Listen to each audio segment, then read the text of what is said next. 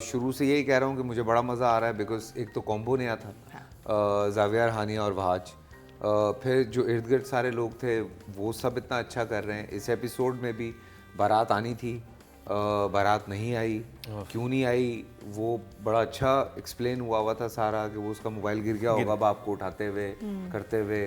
फिर जो अम्मा ने हरकत की है, एंजेलिन मलिक ने, हाँ जो अम्मा कर गई हैं वो तो उड़ा के रख दिया। फिर वहाँ पे जो फैसला हुआ, जो कि मैं एक्सपेक्ट कर रहा था, जब ये जावेद शेख साहब वाला जो सीन हुआ, मैंने कहा मुझे लगता है कि ये होगा, और वो हुआ।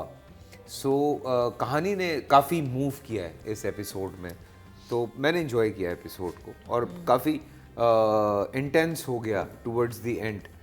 कंफ्यूजिंग भी था क्योंकि वहाज रोक चुका है। मैंने पहले कहा कि मुझे वहाज का जो मज़ा इसमें आ रहा है, मुझे प्यार हुआ हमें तो।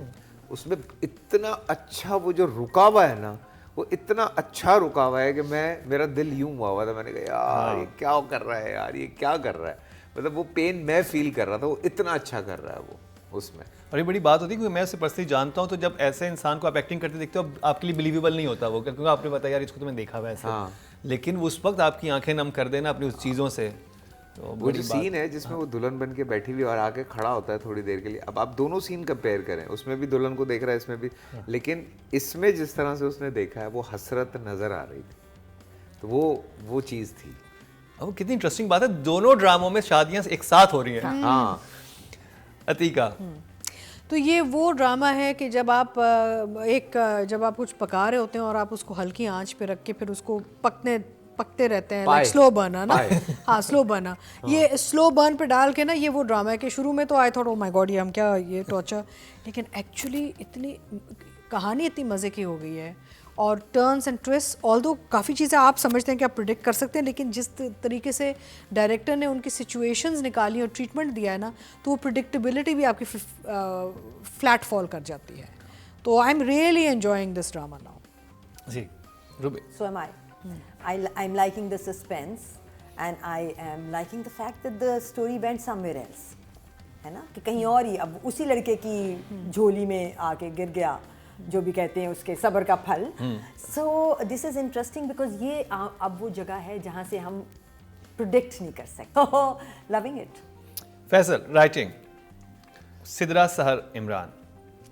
मैं तो इन्जॉय कर रहा हूँ। मैं तो बार बार ये कह रहा हूँ, शुरू से कह रहा था, हालांकि नई राइटर है, लेकिन जिस तरह से सारी चीज़ वो लेके चली हैं, और अभी देखें हम जो प्रिडिक्ट कर रहे हैं शायद वो ना हो, आगे एपिसोड में शायद कुछ और हो, तो पता नहीं चलता। बिकॉज जिस तरह का कैरेक्टर डेवलप किया है हानिया का, बड़ी स्ट्रेट है, सीधी है, वो उसमें कोई वो नहीं है, खम नहीं है कि वो कोई पीछे कुछ और सोचती है और आगे कुछ और करती है। तो वो अब वो शादी अगर हो गई तो उसके बाद फिर क्या होगा, फिर नेगेटिव साइड पे कौन जाता है, ये अभी तक हमें नहीं पता चल रहा।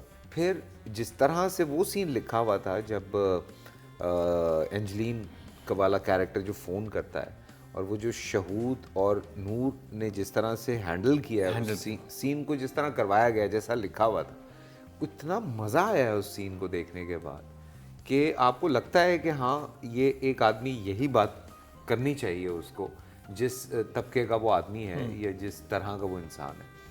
तो 8 नंबर दूंगा भाई सहर इमरान को। जी, सिद्रा सहर इमरान को 8 नंबर। एज बिल्कुल नई राइटर है वो। Well done. अतीका, तो मुझे जो बात बहुत अच्छी लग रही है वो ये कि हर एपिसोड एक क्लिफ हैंगर पे छोड़ देती है। हाँ। आप बैठते हैं कि अच्छा अगले हफ्ते अब क्या होगा, तो वो बड़े अच्छा, बिकॉज बहुत कम अब राइटिंग नज़र आ रही है जहाँ पे आपको वो इंतज़ार करवाते हैं अगले एपिसोड का। यह अभी इस वाले में भी जहाँ एक क्लाइमेटिक मोमेंट आके छोड़ दिया ना राइटर ने, बहुत ही क्रेजी बड़ा एक क्लाइमेट होता है, you know, you want to know immediately कि यार ये क्यों इंतजार करने पड़ेगा एक हफ्ता, वो कल क्यों नहीं चल रहा है, अगला कबूल हो रहा है कि नहीं हो रहा। So that is a very big thing. Writers आजकल वो नहीं तवज्जो दे रहे, उनका वो जो फ्रीज फ्रेम आता है ना, हमारे तो बहुत होता था फ्रीज फ्रेम, क्लाइमैक्स क्या है अगले एपिसोड तक।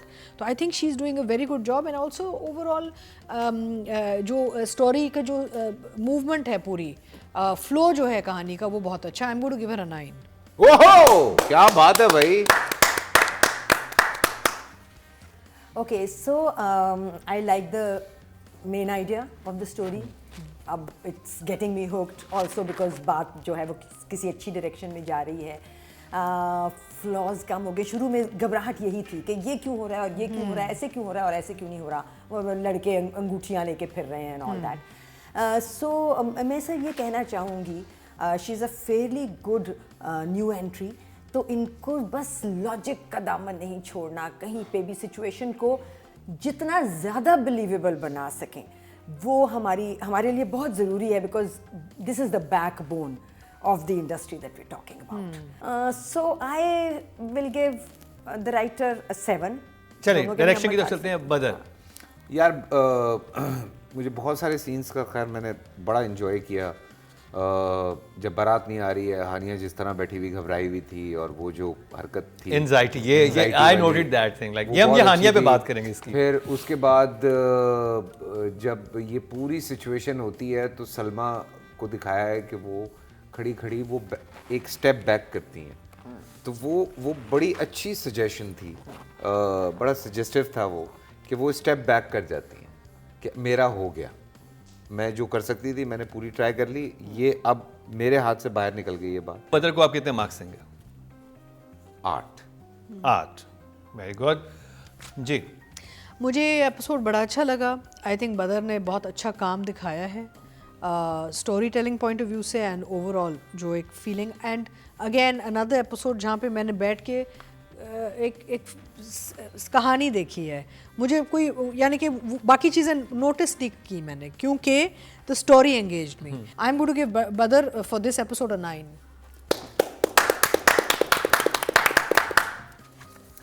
आई थिंक बदर ने मुझे कहीं डिसअपॉइंट नहीं किया, सवाई वही दोस्त वाले सीन में। अगर राइटर्स ने उसकी अर्जेंसी को नहीं, वो एज ही सेड वो गई भी हैं, वो टकराई भी हैं, बट समहाउ मुझे वहाँ ज़रा ज़्यादा फीलिंग यहाँ पर ये भी तो हो सकता है कि एडिट में थोड़ा अर्ली लग गया है वो। हैविंग सेड दैट, नूर वाला सीन जो बाप रोकता है बेटे को और फिर कहता है very well shot and very well delivered and acted and directed also. So बहुत सारे सीन बहुत अच्छे थे, कहानी का मोमेंटम अच्छा था। So I think I'll also give Badar an 8. चलें जी, अब फीमेल कैटेगरी की तरफ चलते हैं और हैं जी हानिया आमिर। अबे तुम लोगों ने तो खबरें लगवा दी यार।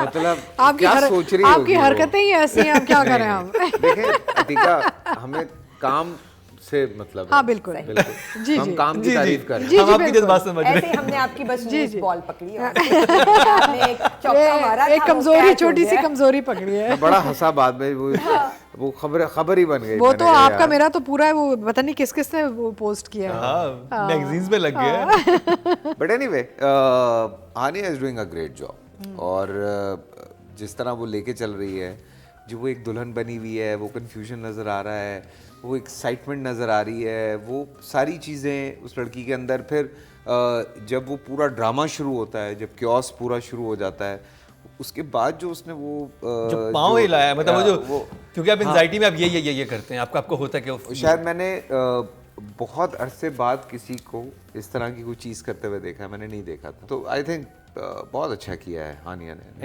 9 नहीं, यहाँ तो बनता है, यहाँ तो मैं कहूँगा कि हानिया ने कमाल किया है। She is done a very good job in this episode. Hania ने बहुत अच्छा काम किया है, उसने बहुत सेंसिटिव इमोशंस और मूविंग इमोशंस दिखाएं, जहाँ पे हमें भी यकीन आया कि उसके साथ कुछ जुल्म हो गया है। और वहाँ पे जब कहती है ना कि वो ये लाइक वो जब कॉन्ट्रास्ट दिखाती है कि उसने एक ऐसे आदमी से मोहब्बत की है और भरोसा किया जो पहुँचा ही नहीं है, तो वो जो कॉन्फ्लिक्ट ऑफ इमोशन जो है वो बड़ा अच्छा रहा है। और फिर ज़बरदस्ती की जो शादी की जा रही है, जो नहीं करना चाह रही कज़न के साथ, तो आई थिंक उसकी variation of emotion was fantastic and she really kind of touched me emotionally. So I think she done a very good job. I am going to give her a 9। ये इन्होंने मेरे कंधे पे बंदूक कर चलाई है। वो भी रुबीना भी चलाएंगी। वो तो डायरेक्ट ही चला लेकिन बीच में छलांग कैसे मार रहे हैं, फेवरेटिज्म तो देखे ना आप सब। अच्छा आप बदनाम करवा दें मुझे। नहीं, अच्छी बात है। Hania to me is one of the finest we have right now. सो जब कोई ये जगह क्लेम कर लेता है ना, तो उसकी रिस्पॉन्सिबिलिटी बढ़ जाती है। With power comes great responsibility. So she's worked for me right from the moment when she did her first film. पहली फिल्म में छोटा कैरेक्टर और इस बच्ची ने स्टन किया था, and she's never been really disappointed me with मेरे Humsafar and all that she'd ever done. But for now she's a winner. उसको मैं इस एपिसोड के लिए 8. ओहो, एक्टर की बात हो जाए जी, वहाज तो थे लेकिन इस दफा जावियार का काम ज्यादा था इस एपिसोड में, तो जावियार पे बात करें। वाज को नहीं कर रहे, नहीं, जावियार कर रहे हैं, ये जावियार का एपिसोड था। अच्छा जा रहा है जावियार, लेकिन अभी मुझे लगता है कि मसला ये है कि उधर वहाज इतना स्ट्रांग हुआ हुआ है, इतना स्ट्रांग हुआ हुआ है कि वो अभी जो है ना वो चीज़ें चोरी कर रहा है लोगों से। वहाज जो है कि नहीं मैं नहीं जाने दूंगा बेटा, मैं नहीं जाने दूंगा सर, वो ये कर रहा है उसमें, लेकिन तुम लोगों ने वहाज को नहीं किया है इसमें। लेकिन जावियार के लिए मैं चलो 8 number. Well done. I think first time Zaviyar को 8 मिले हमारे शो पे। अतीका, इस एपिसोड में जावियर का काम भी था, मिला भी है उसे, और उसने किया भी अच्छा है। जो उसने कॉन्ट्रास्ट डेवलप किया from last episode to this episode, मुझे बड़ा अच्छा लगा।